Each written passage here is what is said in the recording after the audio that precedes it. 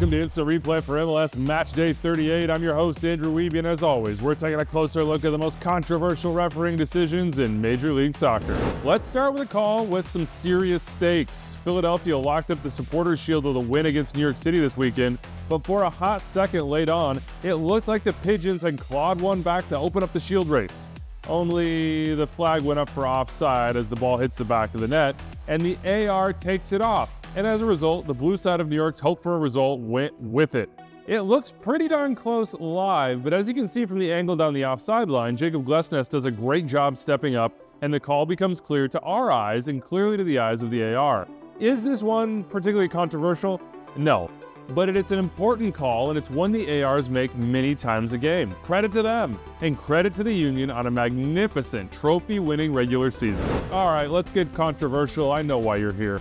I'm always interested in plays where the VAR recommends review and the referee sticks with their decision on the field. It sort of reminds me why this show works. What is clear and obvious to one might not be to another. Such was the case at the end of a Miami beatdown of the Revs. Ismail Elfat, the referee, does not whistle for a penalty on this initial challenge, but Caroline Chenard, the VAR, sends him to the monitor.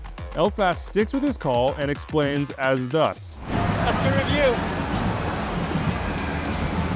the challenge is fair, side to side, no foul, decision stands. Now, with the evidence I have via the broadcast, I think I'm with Elfat on this one. I don't see it rising to the level of a clear and obvious penalty. However, I really wish I had a better angle to see the contact that I think is probably created by the right foot coming across Allende from the defending player. To me, that's what actually appears to take down the Miami attacker and where the foul would occur. But I just don't have any truly smoking gun looks via the broadcast angles. It's just the fact that Chenard is saying it's clear and obvious and would need evidence to support that conclusion. She would not send it down to Elfat if she did not think it was a penalty. So I want to know why. I will definitely be tuning into Pro's Inside Video Review series to see if they spotlight this one. I'm very curious. To Chicago-Toronto, Jack Elliott had himself an eventful day. First an own goal, then he scored twice, and in between it all, this penalty was called on Elliott by Tim Ford, then reversed after video review. I will say this, I completely get why Ford called this live. Elliott takes a big ol' swing and a miss going into the challenge. It looks clumsy, it looks late, it looks like he kicks Corbeanu. Only when you watch it back closely, that swing and a miss part is true, but not the part where Elliott gets a piece of the Reds attacker.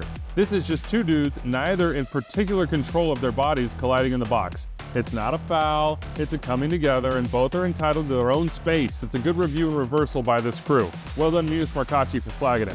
One more from this game. Turns out there was a PK to be called by Tim Ford. Jonathan Bamba, what are you doing? It's a clear foul, and Toronto ended up grabbing a point at the death, much to the chagrin of the Fire.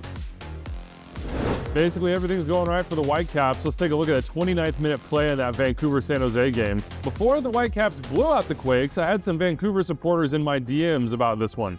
Their argument was that Ralph Priso was pulled back by Benji Kikanovic, and it should have been a penalty. It wasn't called so. And watching it back, if it is a foul, then it should be DOGSO too and a red card. In this case, it would not be an attempt to play the ball since Kikanovic is pulling from behind to prevent a point-blank shot. I see this argument from Caps fans, especially on the angle from inside the net. For me, it is the left arm of Kikanovic that would be doing the grab and pulling because of the timing of the play. It's the arm that appears to be on Priso's back as he whiffs and goes down. To me, it does look like a pull, and Priso's body falling backward, timed with what would have been a pull, appears to support that. Only I'm saying appears because I can't really see the degree of the grab and pull from any available angles.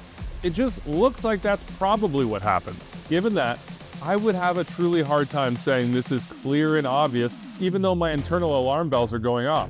Put it this way. I think it happened, but I'm not sure I could prove it happened past a reasonable doubt. All right, let's hit some good uses of video review. 35th minute of Montreal-Nashville. Montreal are up. Are they up 2-0? No. Well done to Armando Villarreal, the VAR.